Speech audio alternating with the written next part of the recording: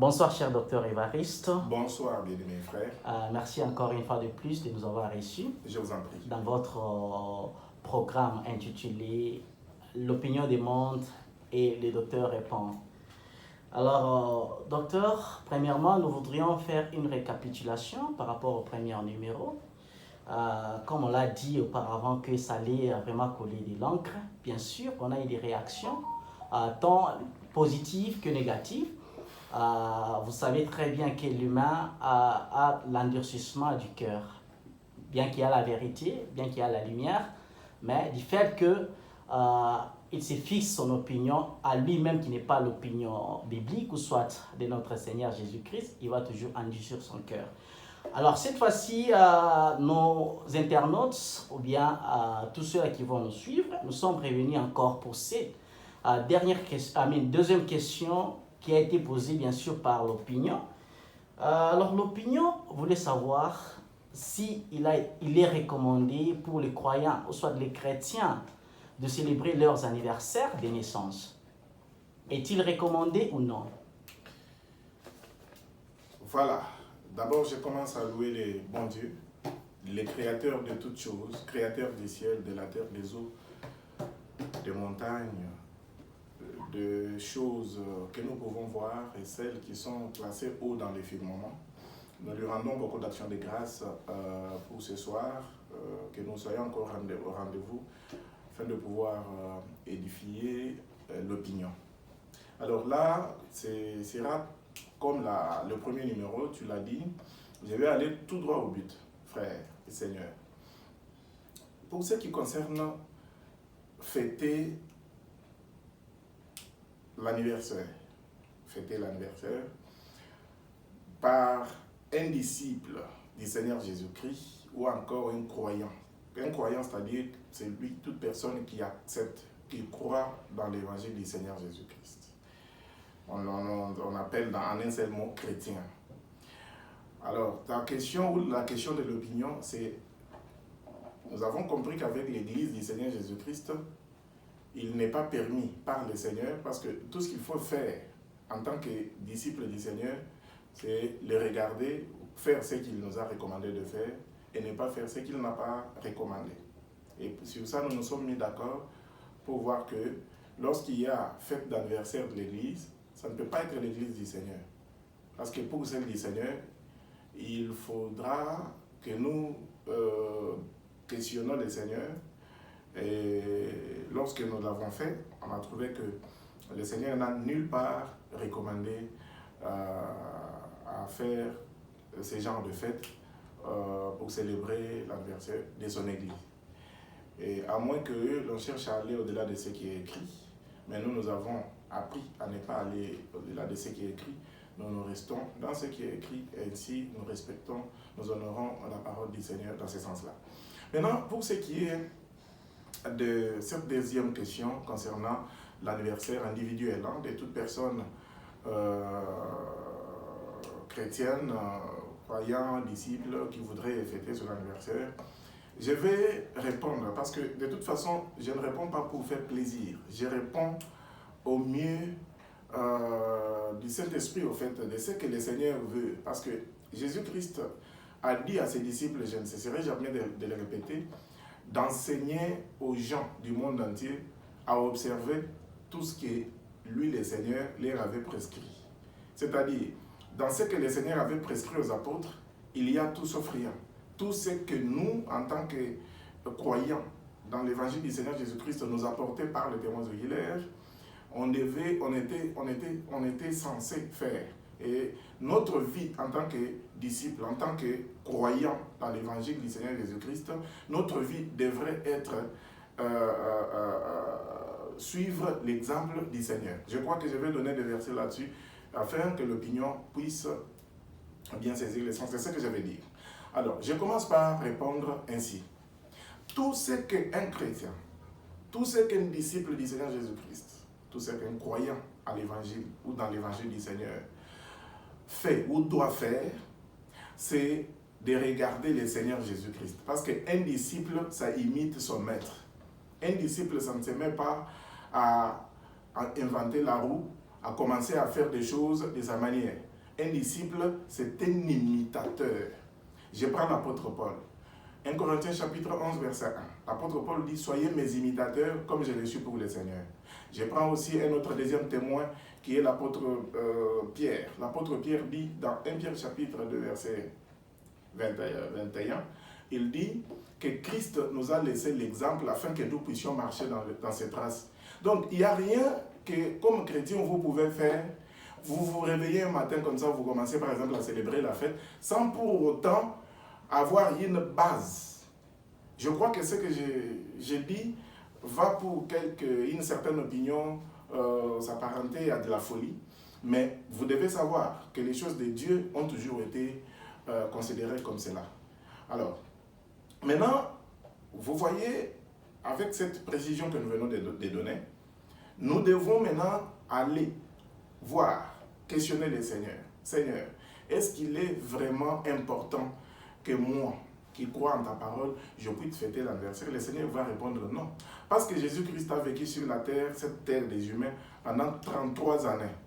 C'est-à-dire, si il pouvait fêter son anniversaire, il en aurait fêté 33 fois.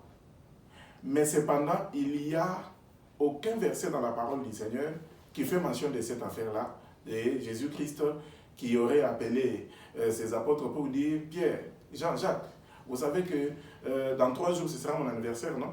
Alors, préparons-moi des cadeaux, allez propager cette nouvelle-là de mon anniversaire pour que le jour J, que les gens puissent quand même venir. Nous allons acheter des gâteaux, allumer les bougies et quand c'est le jour-là, on voit les gens manger gâteau, puis boire vin, puis souffler sur la bougie, ainsi de suite. Cela n'est pas arrivé dans la vie du Seigneur. Et comme nous avons dit que nous sommes imitateurs de Christ, ça veut dire que pour un chrétien, les choses sont claires, qu'il n'est pas propre pour qu'un chrétien fasse cette fête-là, parce que ce n'est pas une fête qui est recommandée par le Seigneur. Étant disciples, nous devons nous limiter à ce qui est écrit, ne pas aller au-delà de ce qui est écrit. 1 Corinthiens chapitre 4, verset 6, c'est l'apôtre Paul qui donne cette recommandation-là. Mais je voudrais quand même cependant qu'il me soit permis de montrer à l'opinion d'où vient alors cette fête. Mais avant de le faire, je voudrais qu'on lise, l'opinion lise, parce que je n'ai pas le temps de lire, je suis dans une émission peut-être de 10 à 15 minutes. Moi, je vais donner des citations. Je prends Galates chapitre 4, verset 8 jusqu'au 10e. Il est dit ceci là-bas dans ces textes-là.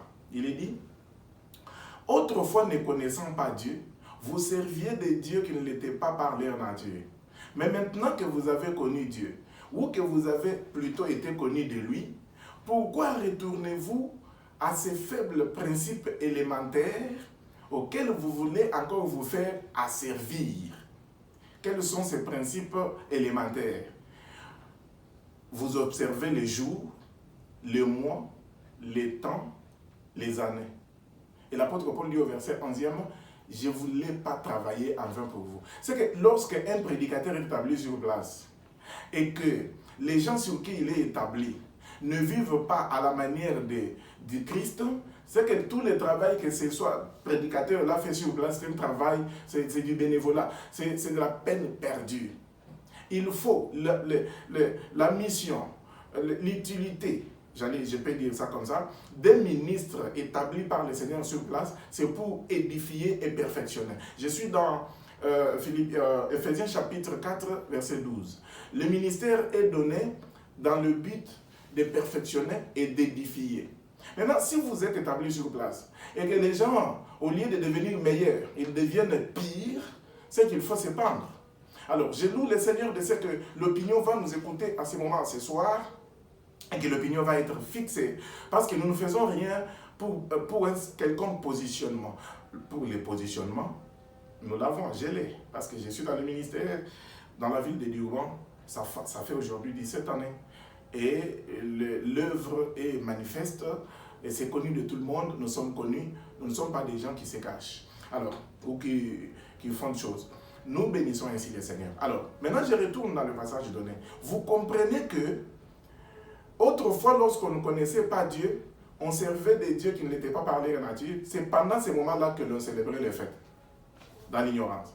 Maintenant, lorsque nous avons connu Dieu par Christ Jésus, nous ne pouvons pas encore rentrer à ces principes élémentaires, ces faibles principes élémentaires, qui sont observation des jours, de mois, des temps, des années, ainsi de suite. Quiconque observe ces choses, observe les principes élémentaires du monde. Or, lorsqu'on parle de l'anniversaire, c'est l'observation d'un jour. Quel jour? Jour de naissance.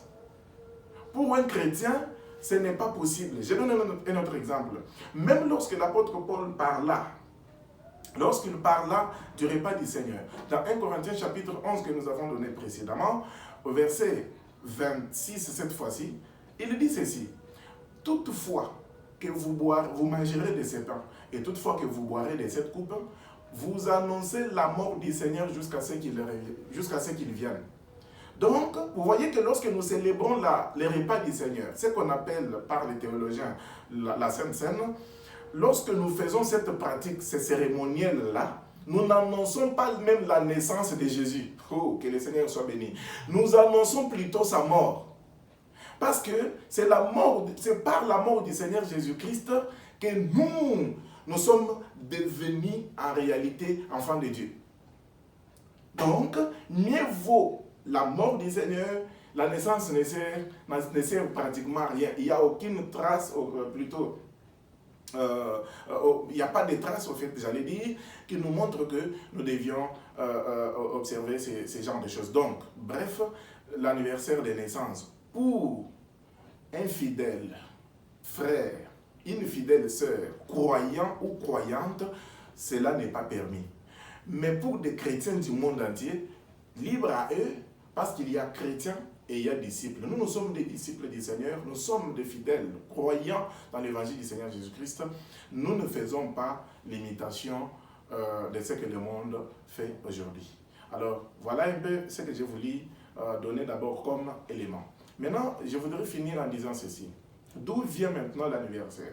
L'anniversaire est d'origine païenne. Je vais le démontrer avec Genèse chapitre 40, verset 20. Dans cette Bible ici, la première personne qui célébra l'anniversaire, c'est Pharaon, le roi d'Égypte. Il est dit, au 3e jour, lors de l'anniversaire, ou les jours de la naissance du roi Pharaon, il organisa un festin. C'est que ce festin-là était lié à sa date de naissance. C'est la première des choses. La deuxième des choses, je suis dans Matthieu chapitre 14, verset 6. C'est Hérode qui, à l'occasion du jour de sa naissance, il organisa un festin. Dans ce festin-là, sa fille va danser et il sera touché par la danse de sa fille et il ira demander à sa fille de lui demander ce qu'elle voudra que son père fasse parce qu'elle a vraiment très bien dansé. Et c'est comme ça que Jean-Baptiste a perdu sa vie. C'était lors d'une fête d'un païen. C'est pourquoi j'ai dit, ces fêtes d'anniversaire ont toujours, à la lumière de la parole, ont toujours une origine païenne. Alors, si tu es vraiment enfant de Dieu, si tu es fidèle, si tu es croyant, il faut savoir qu'il y a des choses que toi là, tu ne peux pas faire, ce sont des interdits pour toi. Quand Dieu appela Israël, il dit, lorsque vous entrerez dans la terre de Canaan, n'imitez pas les peuples que vous allez trouver sur place. Car si ces peuples-là est laissé par moi derrière, c'est justement à cause de leurs pratiques. Alors si vous allez vous mettre à imiter les pratiques de ce peuple-là, vous allez risquer aussi que je vous mette de côté. Alors, Dieu ne veut pas que nous imitions le monde dans lequel nous nous retrouvons. Donc, voilà un peu ce que j'avais à dire, un peu de mots, pendant ces petites minutes, pour pouvoir édifier l'opinion. C'est cela. Donc, la fête d'anniversaire, c'est une fête d'origine païenne qui n'a rien à voir avec, au fait, dans la vie d'un enfant de Dieu. Donc, vous n'êtes pas appelé à observer ça parce qu'en fêtant, vous observez les jours. Sachez que j'ai donné le passage de Galates chapitre 4, verset 8 jusqu'au 10e, qui refuse qu'un enfant de Dieu ne puisse pas être un observateur des jours, des mois, des temps, des années. Voilà, c'est un peu ça. Que la grâce et la paix vous soient vraiment données de la part de Dieu notre Père et du Seigneur Jésus-Christ. En tout cas, merci, cher docteur Évariste. Je ne sais pas si tout le monde a compris comme moi, j'ai compris. L'explication était très claire comme la cristal. Alors, j'aimerais que tous ceux-là qui vont suivre cette vidéo écoutez très attentivement l'explication du docteur avec les versets des références qu'il a donné tout au long de la vidéo. Alors, abonnez-vous sur la chaîne L'Opinion demande et les docteurs répondent, et aussi activez la cloche d'alarme pour recevoir toutes les vidéos qui seront partagées sur notre chaîne. Merci beaucoup et au prochain numéro. Merci. Merci.